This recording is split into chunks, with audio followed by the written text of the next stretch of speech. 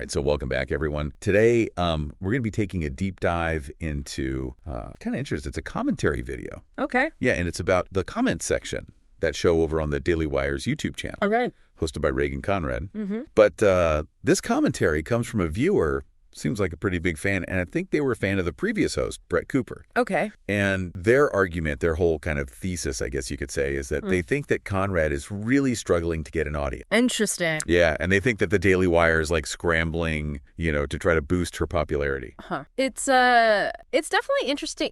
This goes kind of beyond just a typical, here's what I think of the show review. Right. You can really kind of feel the passion from this viewer. They're really invested. You can feel it. In how well the show does, at least according to them. Yeah. Like, they really have a strong opinion on what this show should be. Exactly, and they get right into it. Like, right off the bat, they're pointing out some, they would probably say abysmal viewership numbers. Oh, wow. Like really low numbers for some of her videos. They even mention one on the Epstein files that they said only got like 19,000 views. Seriously? Which is surprising, right? When you think about the channel's got almost 4 million subscribers. Yeah.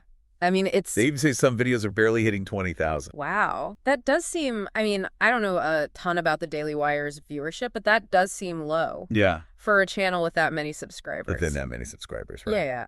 Declining viewership that's a trend we're seeing all across online media. Sure. But what makes this interesting is that this person's attributing it to Conrad. Right. Like, they're saying it's her fault that people aren't watching. That's their argument, yeah. And they even go so far as to say that the Daily Wire is trying to, save her. Like, actively working to prop her up. To, make her work. Like, they're doing all these things to try to stop her from, I guess, sinking. So let's get into that a little bit. Like, what are some of the things that they're claiming that the Daily Wire is doing to try to boost her numbers? Well, so, they point to a lot of the things that we see. They talk about, changing thumbnails all the time. Right. And, just constantly tweaking titles. They say that they're experimenting with all kinds of different subjects, right? Trying to find the right thing. The magic formula. Yeah. And then they speculate, well, maybe they're even bringing in new writers, Trying to change the content itself? Yeah. Yeah. So they're basically saying, the Daily Wire's trying everything. Throwing spaghetti at the wall. Yeah, exactly. They even bring up Conrad's appearance on Ben Shapiro's show. Oh, right. Maybe that was a strategic move. To try and get some of his audience to cross over. Exactly. Ben Shapiro's got a huge audience. Right, he does, yeah. So maybe they're hoping that'll, boost her visibility. Did it work, though? Well, that's the thing, right? That's what I'm dying to know. This commentator says it was a total flop. Really? Yeah. They're saying that episode only got 46,000 views. Oh, wow. Which, on a channel with over 7 million subscribers, that's pretty low. That's pretty low for, Ben Shapiro. Yeah. That's tiny. And they point out, even Conrad's own comment on the video barely got any engagement. Okay. So they're like, see, this is proof that people aren't interested. So it sounds like they're making a case that the Daily Wire is almost desperately trying to make this work. Yeah. But it's just not happening organically. Exactly. And then their critique takes a little bit of a turn. Oh. They start suggesting that maybe Conrad's not even qualified to be the host. Oh, wow. They think there's something else going on here. What do you mean? Are they saying there's something shady happening behind the scenes? Yeah, it's what are they implying? Well, so they claim that Conrad was just a producer on the show before. Okay. And they use this word. They say that she backstabbed the previous host, Brett Cooper. Oh my God. To get the hosting gig. Wow. And then they even speculate that her getting the job, it's all because of the Daily Wire CEO, Jeremy Boring. She's a favorite? Yeah, he's got some weird nepotism? Or I don't know if that's the word, but yeah, some kind of favoritism thing. Okay. And then they just throw this term out there. They say she's a DEI hire. Okay. Which is basically, it refers to hiring practices where they focus on diversity, equity, inclusion. Right. But this commentator is using it sarcastically. Right. They're implying she was chosen for some other reason than being good at it. Exactly. They're saying, oh, she only got the job because of, some agenda. Wow. That's a pretty serious accusation. It is. Do they give any evidence for this backstabbing claim? Not really. Okay. Like there's no receipts, there's no like, inside information. It's used their feelings. It's just, yeah, like an insinuation. Okay. Like it's based on their perception of how everything went down. Right. And like their belief that Conrad just wasn't qualified. Right. And that she must have done something shady. So this commentator is very invested in this story that they've created in their head. Oh, yeah. Yeah. I'm curious to hear more about like their take on her actual performance, like not just this backstabbing thing, but like what they think of her as a host. Well, from what I can gather, like they just don't think she's good at it. Okay. Like they're skeptical of her presenting abilities. Okay. But what's really interesting is like they get really frustrated with viewers who say they actually enjoyed the show with her as the host. Yeah. Yeah, like they accuse those viewers of lying. Wow. Like they're saying no one could actually like this show now. That's fascinating. It's wild. It's like they can't even fathom that someone might have a different opinion than them. Exactly. It's like a glimpse into like, the world of online fandom. Yeah. And how like intense and volatile. Yeah. Definitely raises some questions about, just the strong emotions that people get from, online content. For sure. And this like sense of ownership that they feel towards these shows that they watch. Yeah, like they really feel like it's theirs. Yeah. And if it changes, it's like a personal attack. And that brings us to kind of a bigger question. Yeah. Which is like, how much control does an online personality really have over their success? Right. Like, is it all about talent and charisma? Yeah. Or is there something else going on that we as viewers don't see?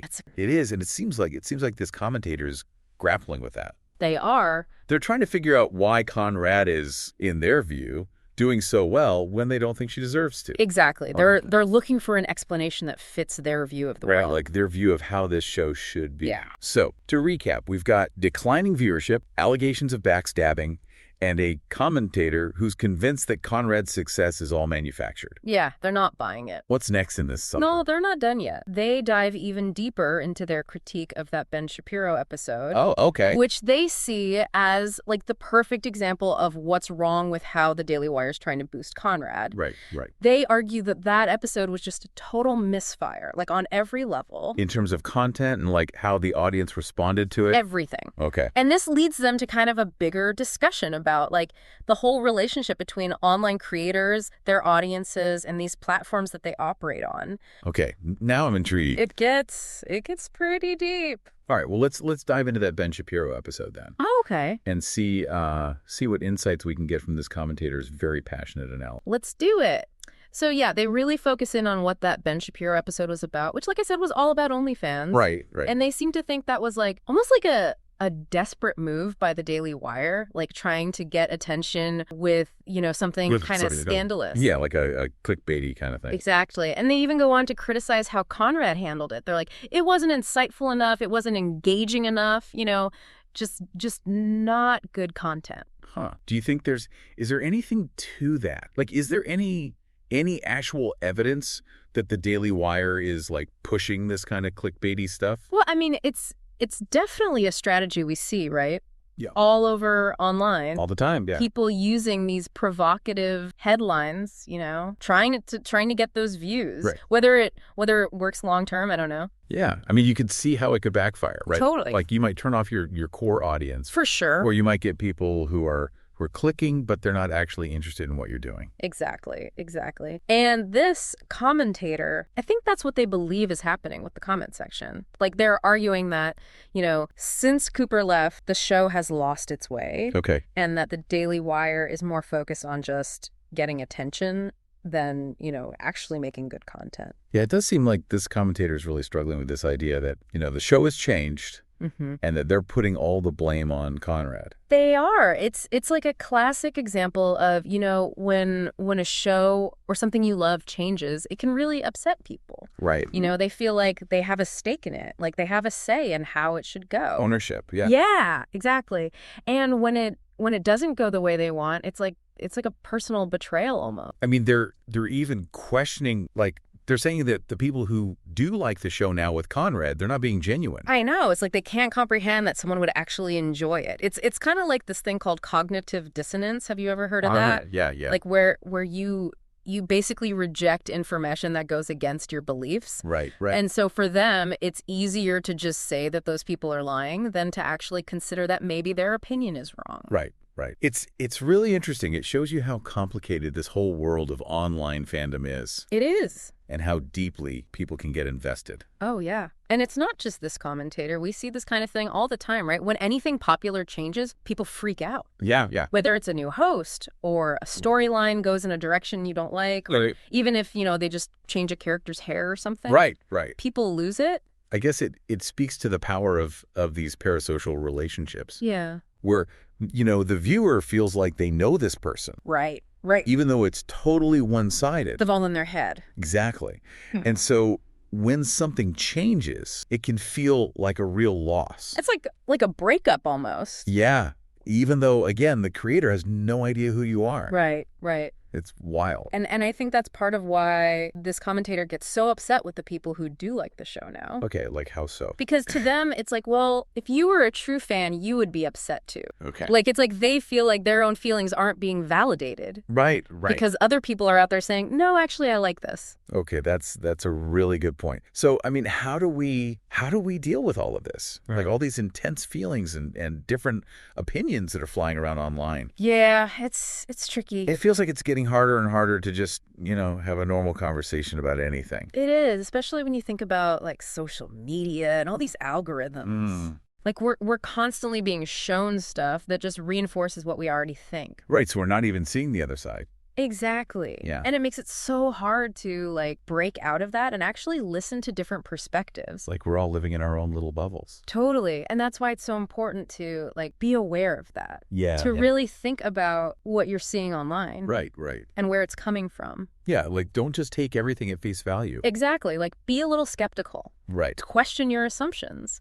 And be open to the idea that maybe, you might be wrong. It's a tough one for a lot of people. It is, but it's so important. I mean, the online world it's a wild place. It's this whole mix of different opinions and motivations and algorithms. And to make sense of it, you got to be careful. That's a good point. You need skepticism, you need self-awareness, you need empathy. Right. Yeah, this whole deep dive has really been eye-opening. It's made me think about like how online content gets made and, the passion that it can create and just how hard it is to actually have a real conversation online. I know. It's a lot more complicated than it seems on the surface. Yeah, for sure. And what's interesting is like this whole thing about the comment section, it's just one example, but it really shows you these bigger trends that are happening online. Right. Like right. this feeling of ownership that viewers have and how hard it is for them to deal with change. Yeah. So where do we go from here? We've got this commentator who's like heartbroken over this show changing. And then we've got all these viewers who seem to be happy with it. Right, right. Like, how do we bridge that gap? Honestly, I don't think everyone's ever going to agree on everything, especially when it comes to something like tape, Yeah, that's true.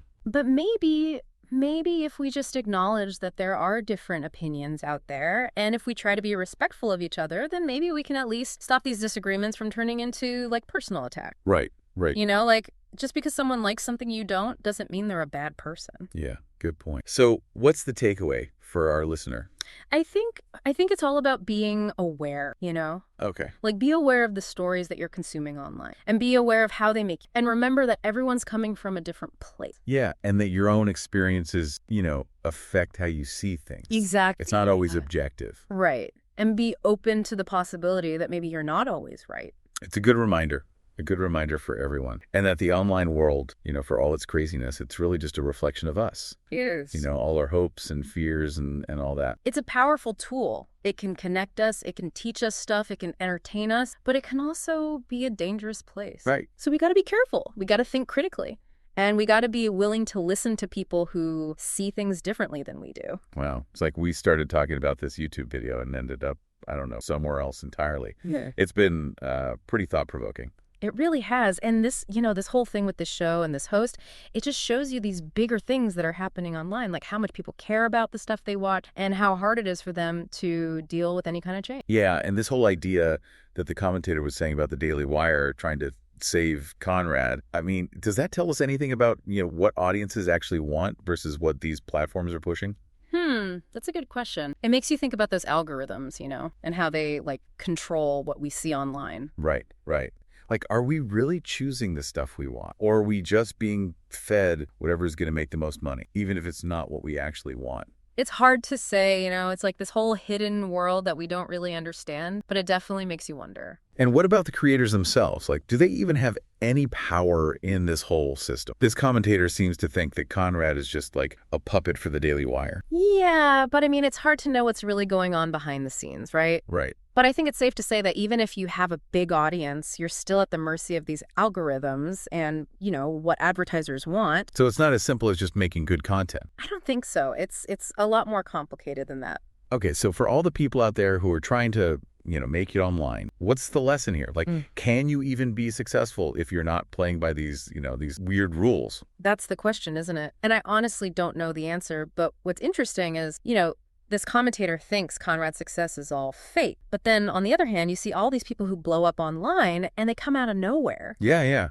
Like they're not connected to some big company or anything. And it's like, how did that happen? It's almost like there's this random element to it all. Like you can't predict what's going to go viral. Totally. Like you can try to understand the system and that's important, but there's also this luck factor. And sometimes it's the stuff that you least expect that takes off. Exactly, which I think is actually kind of hopeful. Yeah, okay. Because it means that even in this crazy world of algorithms and all that, there's still room for like real creativity. Right, like you can still be yourself and find an audience. Yeah. Okay, that's good to hear. So for our listener, what's the big takeaway from all of this? What should they keep in mind as they, keep scrolling through their feeds? I think it's just to be curious. Yeah. And to think critically about the stuff you see online and to remember that there are real people behind all of it. Right. It's not just some like faceless machine. Exactly. So on that note, I think we'll leave it there. Okay. And we'll see you next time for another deep dive.